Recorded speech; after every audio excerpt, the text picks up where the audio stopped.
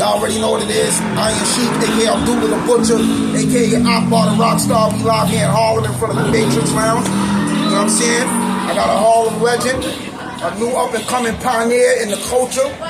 Y'all see him, he go viral everywhere. Introduce yourself, please. They know who I am. Smart guy.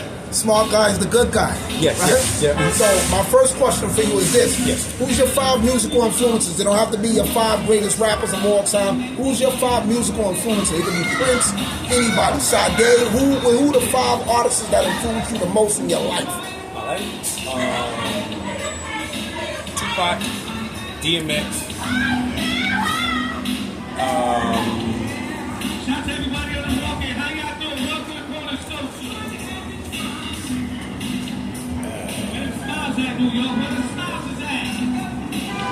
That's crazy. Tupac and DMX, and you got stuck. No Michael Jackson, no Marvin Gaye, nobody. No James Brown. No, that's what I'm trying to tap in. No. I'm just trying to tap in. I'm trying to see what's going on. Tapping in, okay? Okay. So Tupac, DMX. Yep. So that's it.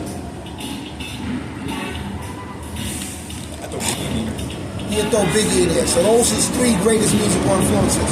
Nobody else influenced them. No problem. How you feel about plagiarism in the culture and hip hop?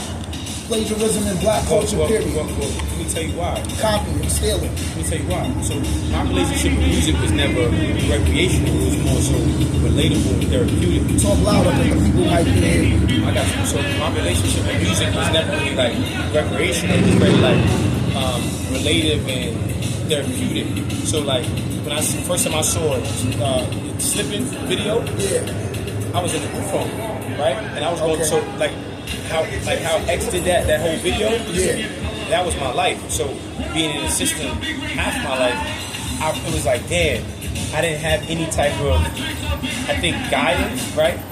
So it was relatable. I went through mad different phases, like mazes, to find my way. And now I know the happy days that I'm going through that right now. I'm in the maze, going through the phase, right? Okay, got so you.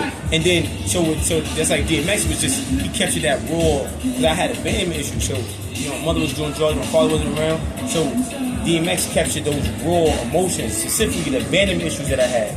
So, and the issues I had with my mom, you know what I'm saying? So it was self-identifiable. Yeah, it was like crazy. It was like that's how I knew this is a system. Because even though DMX was older than me, the music video, the room, like it was like literally like the same exact thing. It was like weird. It was almost like deja vu. Yeah, like a parallel universe. Yeah, you know but that's the system of white supremacy. Of course it is. Because the conspiracy destroyed with black boys. So now with Tupac, I just, what I respected about Tupac was, I remember one interview he was talking about, yo, we knocking on the door, please let us eat. And we asking, but how long we gonna keep asking before we come on the door, clicking a lock, kick it down black, right? Like I just take our shit instead of asking. Yeah. So what I loved about Pac, what I related with Pac was he had that enough is enough mindset. Yeah, let's take things in our own hands, and our own matters. And he would call out a lot of like bullshit for what it was. Yeah. I just loved that. You know what I mean? He was vocal. Just the spirit, like his, it was something about just his spirit, his soul that just was like, like yo, he fought. And I would say another person that influenced my music, which he wasn't a musician, was Khalid Muhammad. Khalid Muhammad's my guy. So that was like I had different experiences. I mean, I had a lot of influences outside of music that influenced my music, right? So I would say like Q.P. Newton, George Jackson, Khalid Muhammad, right? Malcolm X. Right, those were I would say the greatest influences on my music. Because I never thought of it like, yo, I'm gonna make a line.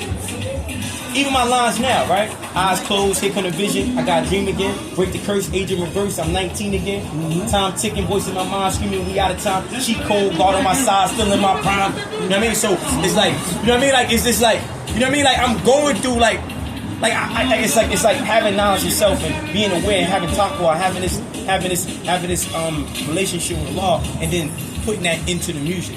No, don't right? And I fuck with George Jackson. I read Blood. Come on, Blood in My Eye. Come on, man. Yeah, sold that brother.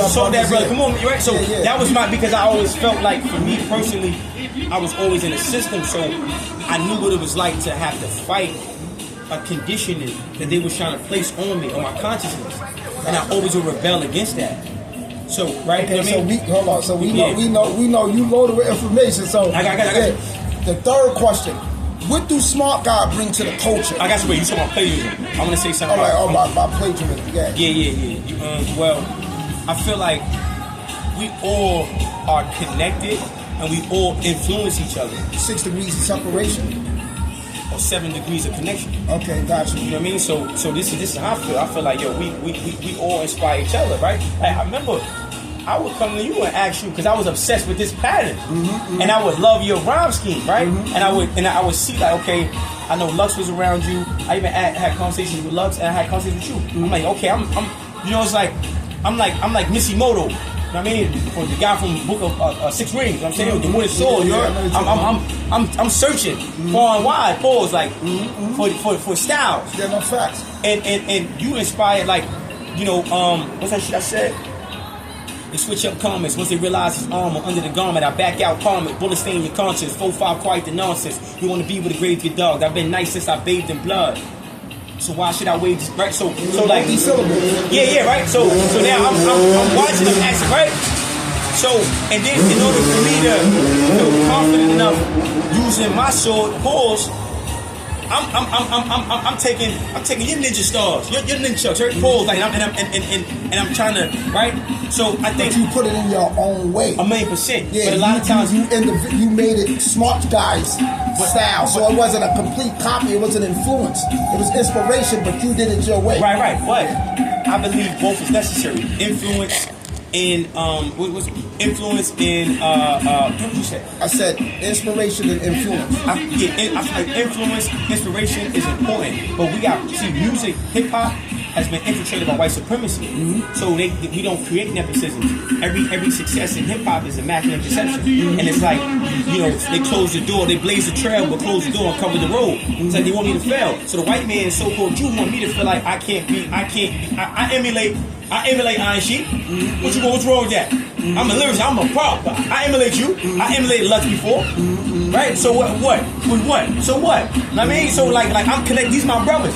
So why wouldn't we all come from the same clan, we all come from the same chamber, why the fuck I'm not going? And that's how you moving forward. Kobe Bryant plagiarized the fuck out of Michael Jordan. He definitely did, but he was great in his own way too. Of course, because he needed a point of reference. Yeah, he needed That's the inspiration. That's the inspiration and the imitation. Because I'm inspired. So in order for me to apply it, I have to be inspired. That's the inspiration. Then I have to imitate, because I'm not the point of reference. Right? So now I'm imitating, because I'm going through the motion. So I'm listening to Iron Sheik, I'm listening to your battles, I'm listening to your songs, right? Remember that shit you had, the dope with the spoon, I'm watching, right? I'm downloading, okay, boom. Yo, Allah, cop ball, that shit cold, soul, the stop call, you cold, shit, oh shit, my flows, I stop ball, roll like hot sauce, shit, oh like hot sauce, the big break. I got to, you know what I mean? I got to imitate it, right? Got you. Right, and then once I imitate it, because we the same, we brothers. Now you give me a catalyst for my own innovation, and we have to stop letting white supremacist terminology influence like those things, right? Like, is it plagiarism? No, it's imitation, inspiration, right? So if I'm inspired, each right? one teach one, exactly, and we all connect, right? So What do smart guy bring to the culture? What do smart guy bring? What's his contribution that remains to hip hop? You know, that remains to be seen. Because the fifth element of hip hop is knowledge. Or I know that. Yeah, so it's DJing, breakdancing, graffiti, MCing, and then the fifth element is always between beatboxing and knowledge. Because remember, 5%ers and conscious-minded gang members built, black gang members, conscious minds built hip hop. So the fifth element is knowledge. Depending on who you're listening to. If it's Chaos One, he's gonna say knowledge. You're gonna say, if it's Black Thought, he's gonna say knowledge. Okay. If it's one of the 5%ers, they'll say knowledge. If it's like Dummy Freshman or somebody, they'll say the fifth element is beatboxing. You know what I'm saying? So it's always the fifth spot is always up for grabs, but I'm a jack knowledge, because knowledge brings forth all of that. So I feel what smart guy brings to the culture is the radicalism that was once missing in the culture that Public Enemy had. Cam, West Coast Cam. West Coast, you ever heard of West Coast Cam? He's like a Black Panther. West Coast can't.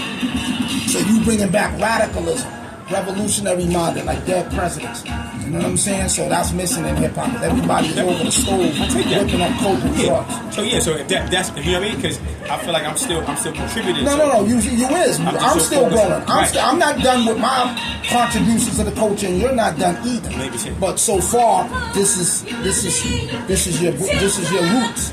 And what I want to contribute at the end of this episode is how you think creates how you feel. How you feel becomes an emotion. That emotion becomes a vibration. Vibration becomes a magnet that attracts things to you. Only think about what you want. Forget about what you don't want. Never speak about what you don't have. And the gods don't mingle with the mortals. Kings don't eat with the peasants. The only time wise men hang around fools is when they educate them or enslave them. Stay up like a copper, holler back on my collar crack, we get up like sit-ups. Iron, oxygen.